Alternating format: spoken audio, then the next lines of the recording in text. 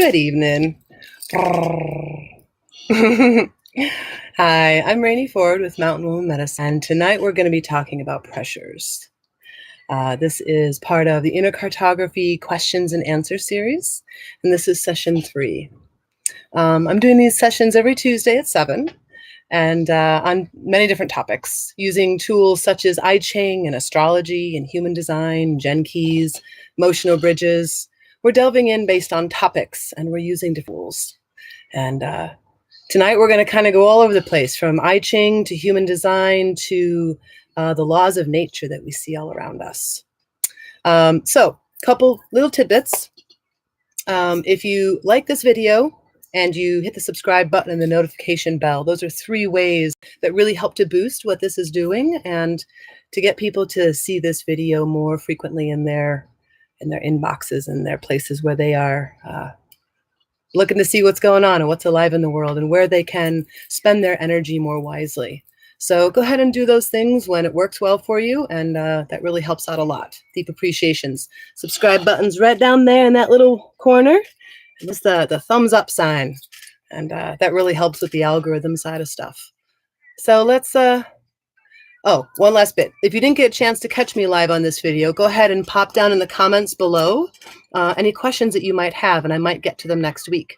And I'll mention who you are and say the question and then try to answer it the best I can. That way we can kind of have a rolling conversation each week. So that'll be quite wonderful. All right, we're going to pop right on into our subject material tonight. Tonight we're talking about pressures. Hi, Angelic Armory.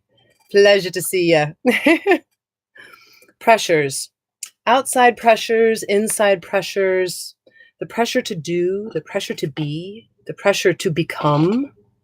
So pressures. When we think of pressure, for me, my default, because I'm a mountain woman and I like using the things around me in nature, I go out in nature and I go, where do I see pressure? I see pressure when the water's flooding force in the spring comes tearing down the mountainside and rips out great heaves through the mountain streams. That's pressure, right?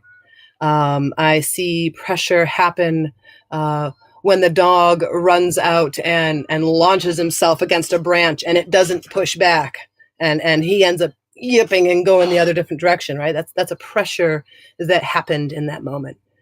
Pressure is a lot of things. Pressure can be pressure. If you put your hands together and rub them for a moment and then just begin to push them together, that sense of energy between your hands, that's pressure.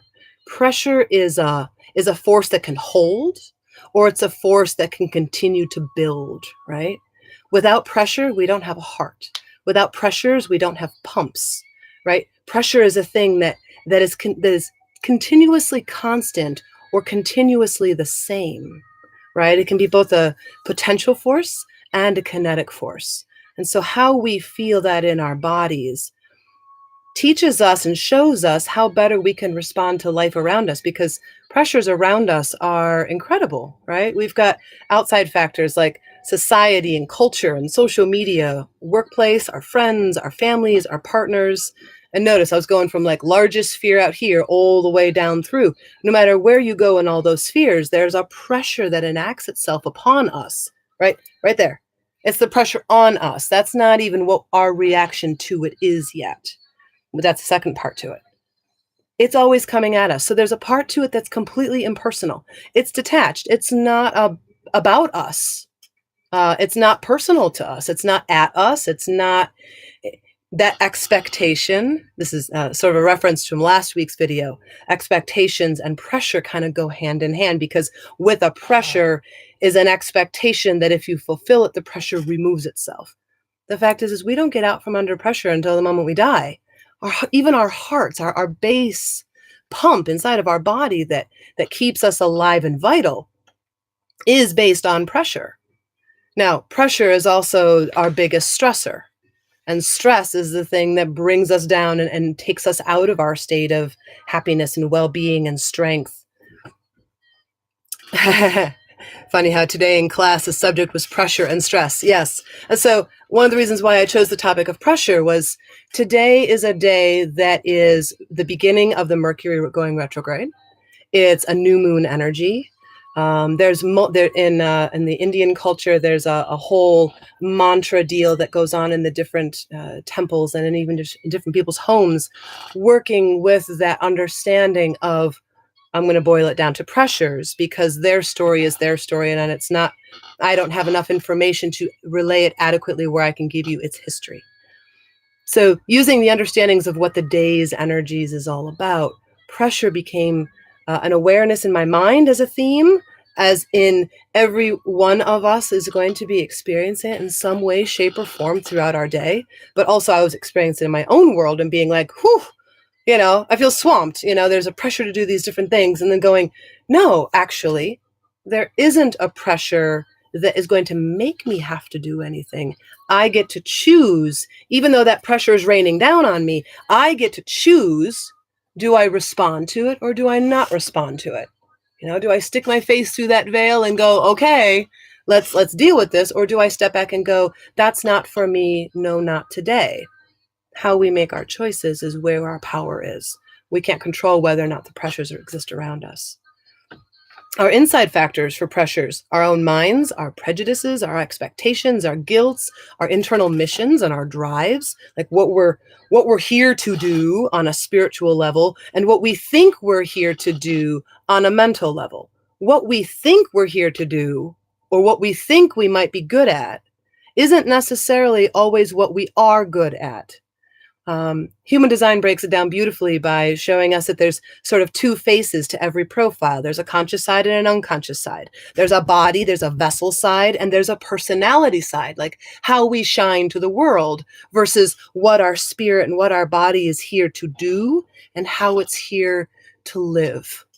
How we choose to let ourselves live depends on whether or not we get what our body needs.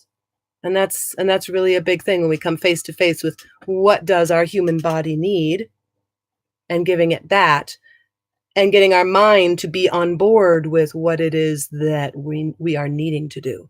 The pressures and the expectations of the outside world and our internal expectations is enough to leave most people most of the time spun out, right? Constantly responding to something that isn't even theirs to respond to. Now, that's also how we build family and we build community, is by reaching out and helping people and, coming together as a whole. Well, we can't make the conscious choice to do that in a healthy way if we don't first sit back and understand how pressure shows up in our world.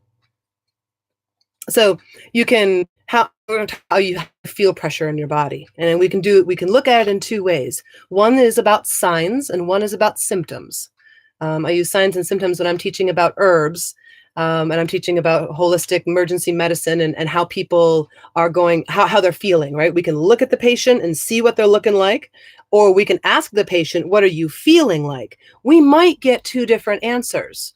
And at very least, we're going to get a more broadened, expansive view of what that answer looks like, right? So feeling pressures as seen from the outside, a person can look really, really silent. Their normal talkative and bubbly selves, maybe they're not so much. Maybe they're a little bit more stiff and upright. Their mouths have this sort of pinched look around it. And, there's a tenseness around the mouth. There's a furrowing in the forehead. There's a general raising up of the shoulders or a tenseness up here. And it's just everything is kind of like a resistance against the pressure. That's what it looks like from the outside. From the inside, that can feel an awful lot like an urgency, having a one-track mind, being hyper-focused, being hard to sit back and really listen to others, like really just focused and you're feeling under pressure and you are reactive to the energy of pressure. That's what it's going to feel like. Like it's hard to relax, hard to settle in.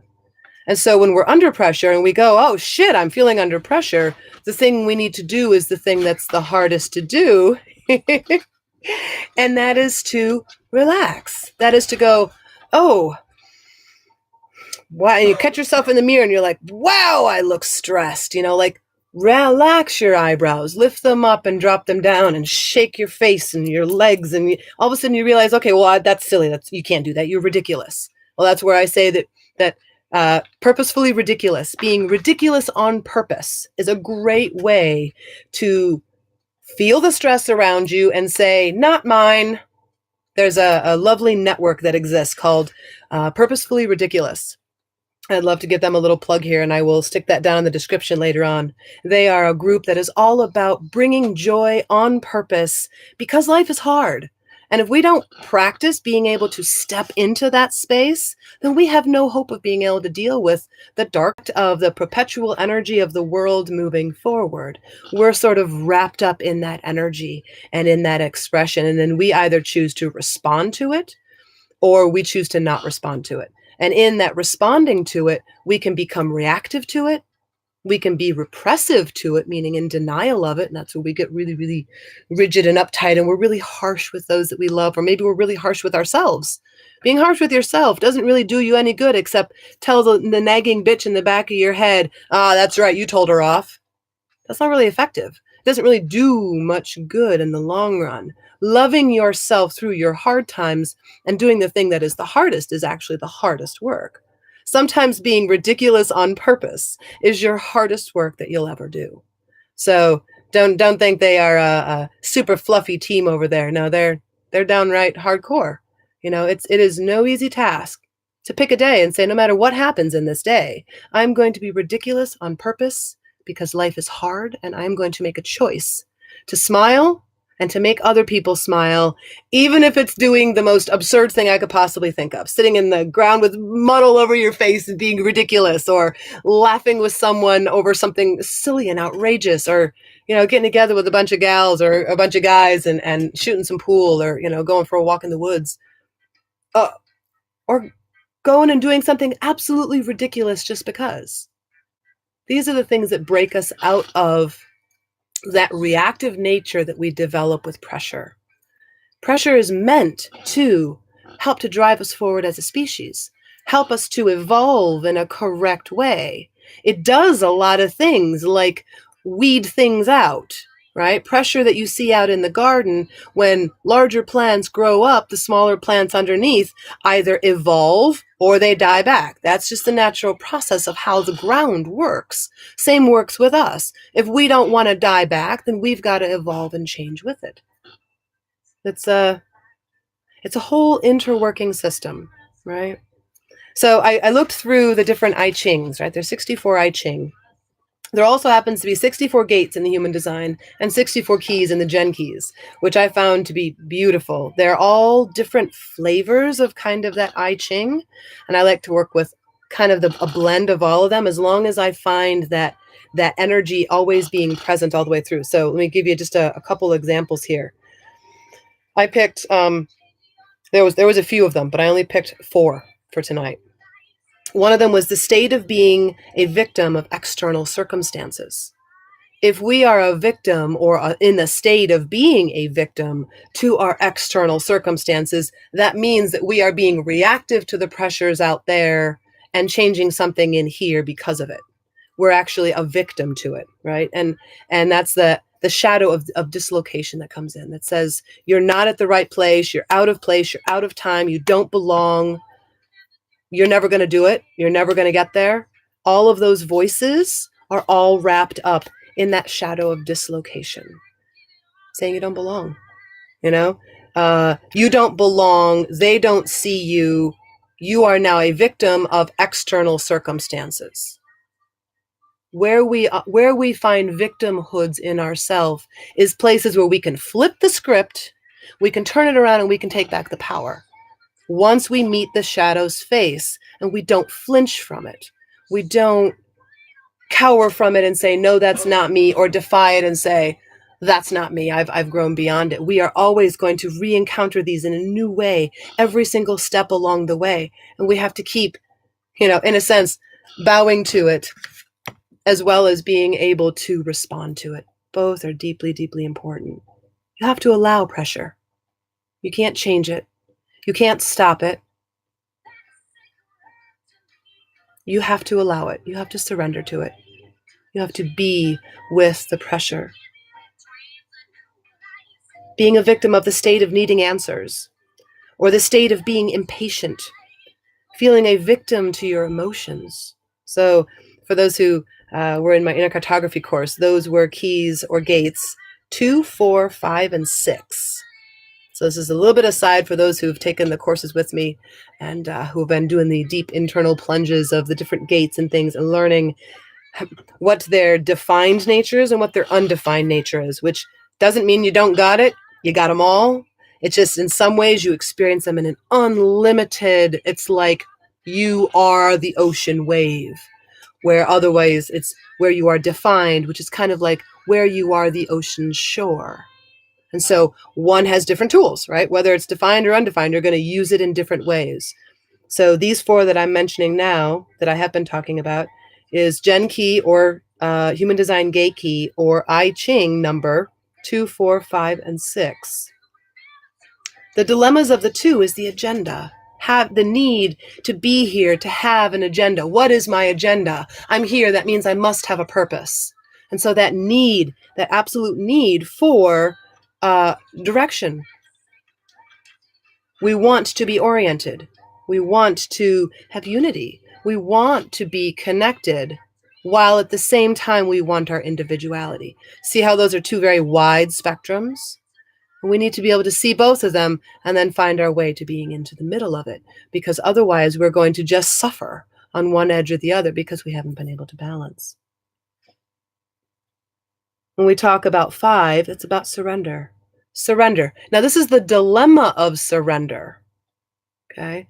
Can you imagine what the dilemma of surrender feels like? Like, no, I don't want to surrender. No, I have these rights. No, this isn't what I want to give up. But I'm scared, but I'm this. It's the but. No, it's but. It's saying that's not important. That's not what feels right. It's a state of being impatient. It's the lack of surrender. That has a shadow of impatience. It has a gift of patience and an essence of timelessness.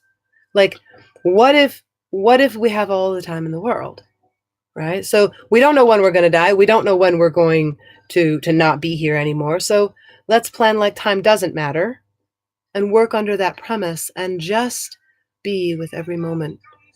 Some of the most beautiful moments I have witnessed in my time of working with people in their time of need have been older folks as they're heading out of this world. And some of them have had just this beautiful, relaxed way about them. There's no rush for them. They're not rushing towards death. They're not rushing to stay alive. They just stopped rushing. And there was such a beautiful peace and simplicity about them. And I always thought then that, wow, too bad we couldn't find that more now while we are young, so we could live a life more rich and more free here and now instead of just waiting until the end to have that. And then I said, sod it, let's make it so. And so I that is my mission, is to live that way, to be that way, not to just think about it or say it, but I designed my life around it, and I live my life that way. For me, that is my mission. There's lots of ways we can play with practicing with pressure. We can practice with playing, having grace under pressure. The next time you're at a family gathering and the conversations are getting really heated, or someone asks you, which way you lean in a particular potentially rileable conversation, and you're like, whoo, you start to brace for the plunge because you can feel the pressure descending on yourself. Here's an experiment to try. Just kind of sit back and be like, in your mind, don't say this out loud. In your mind, just be like, yo, hey, y'all getting really close. All right. What could be yummy here? What could be yummy in that space? The reactions, the angry, the thinking really quickly of how to come up with a good retort or how to defend yourself, those are all ways of being under pressure. Nobody else gets to define how you are and who you are because of their expectations or their pressure on you to be like them. That's on them. Leave it be. Let them have it. It's as easy as that. And it's as easy as telling yourself that and then acting as though it is so. Even if your mind is screaming at you otherwise, or your body could be even like like having a physical response, as long as you can keep that cognition of playing with grace under fire, grace under pressure, right? So the grace under pressure came from one of the I Chings. Is actually grace under fire. And it created this really beautiful imagery in my mind of what it looks like in your body to decide to have grace when you feel like you're falling. My answer to that is start dancing, whatever that looks like for you. It could be in words. It could be that you get up and you do something fun. It could be that you put on some music and you just start randomly dancing and you go play with the dog and you look outside at the mountain or at the valley or something beautiful and you just let your mind go there for a moment and then come back and be like, all right, and practice never minding them. There's going to be so many that are that way. There are so many that are that way. And we can't let that be stolen from us. Okay? And to even say that we let it be stolen, there's still a piece missing there because we let it go. We let people steal our peace from us. It's a hard thing to hear and even conceive of. But I invite you to take a nice deeper look at it and to really feel into how that could feel in your body. If you find yourself feeling deeply reactive to different things, reacting to pressure, especially when you find yourself moving in response to pressure that you didn't choose to respond to, really sit back and deeply question that for a moment and ask yourself why. What good does it serve? Yeah, that feels yummy. I made a note here too that says pressure is part of the mechanics behind friction. We just got done starting our seed starts for the Nemeton Community Garden this past weekend for our new moon garden meeting. And planting seeds is the first step towards them busting open. In order for a thing to bust open, there's a friction that happens as the seed is expanding and it busts its hole and it starts to send up its shoots and send down its roots. Pressure is so deeply involved in our birthing process. It's a deep part of who we are and why we're here. We just need to know how to direct it and how to use it. Friction by itself is not inherently a bad thing either. Friction is what makes us grow. Friction is how seeds move through soil, let alone break through their seeds. Friction is how we find out that someone's feelings were hurt and we could see things from a different way and try things in a different way next time because now we understand more about how more people can respond, right? And so while we are who we are and we cannot become what everybody else wants us to become, we can't do that. We are one being. Be that one being, who you are, and also watch all the facets around you of all the beautiful people. They're beautiful in all their expressions. I haven't found a single being that I don't find something of value in. And I say that carefully because in this day and age when there is so much hate and there is so much deep opinionatedness and people taking things to the nth degree and saying, well, are you saying that such and such is okay? I'm not going to get into those conversations. I can find value in anything.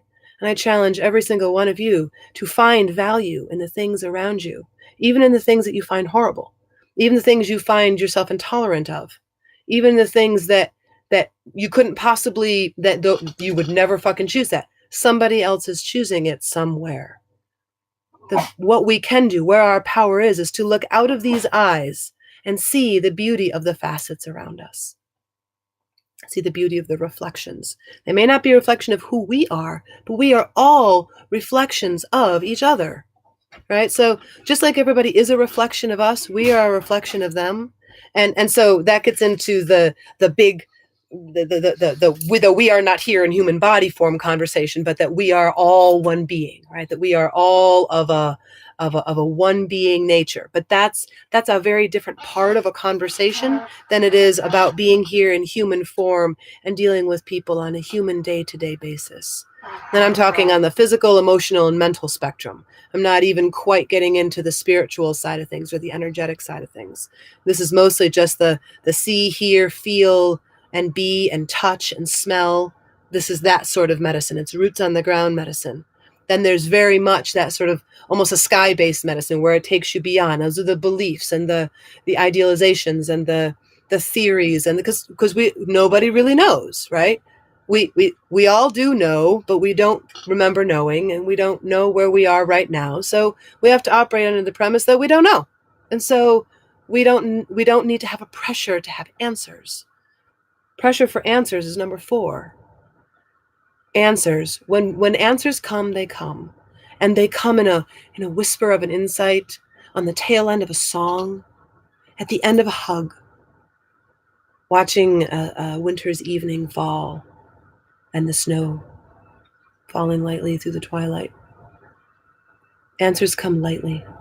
They do not come because we seek them. They do not come because we grab onto them and say, give me a fucking answer. It doesn't happen that way. I mean, how many people get really good answers out of people that they torment? Like it's not the best way. My mother used to say, you get more flies with honey than you do with vinegar, right? So when we find a sweetness in life, and now mind you, that doesn't mean that we go around. So here's where I'm going to make a little note about spiritual bypassing. I am not talking about fluffing over things and putting on fake little smiles and, oh, hi, how are you? Oh, my life's wonderful. You don't have to say my life sucks either. Like, you don't have to go into your long drawn out stories about how life is miserable, but find a succinct way of sharing the isness of your world. We each have isnesses of how our world is, and that is deeply valuable. So share it with each other. Be honest with yours. Be authentic with it. And you will find that you are less reactive to the pressures of the outside world because you've filled up that space with, this is me. This is how I am. I forget the actual numbers, but I think it's somewhere in the realm of, let me backtrack here to give you orientation. Human design talks about people being here for purposes, right? They talk about a right angle and a left angle cross of incarnation. So right angles have to do about people who are here for a personal destiny. They're here to do a thing in themselves, sort of by themselves. They're here for life to be about them first and others second. Then there's about 35-ish% that are the left angle. It might even be less than that. Left angle is here all about others. And then they take all those things about others and they learn about themselves. So their self is second. And then there's this small little faction that is all about the juxtaposition, the fixed fate of being smack dab in the middle. It's a very, very tiny amount of the population of people. Most people are here for life to be about them. So find a very gracious way of being deeply selfish, because life is made better when you are more deeply you. Be deeply you and be in service in that way. Be in service to yourself first, and then be in service to others second, and make it like a rhythm. Me, others, me, others. And when you get into that rhythm, there really is no end or beginning to the others or you. And so it is no longer just about you, it is about you and others, because it's a rhythm, right? You, others, others. And same with the left angles, when they go others you, or others me, others me, others me. Once they get into a flow and into a rhythm, you couldn't tell the difference. It does give you a place to begin. And so I speak to the people who are here to be about themselves. They are people who are perpetually trying to understand themselves better, perpetually trying to figure out what they're here to do.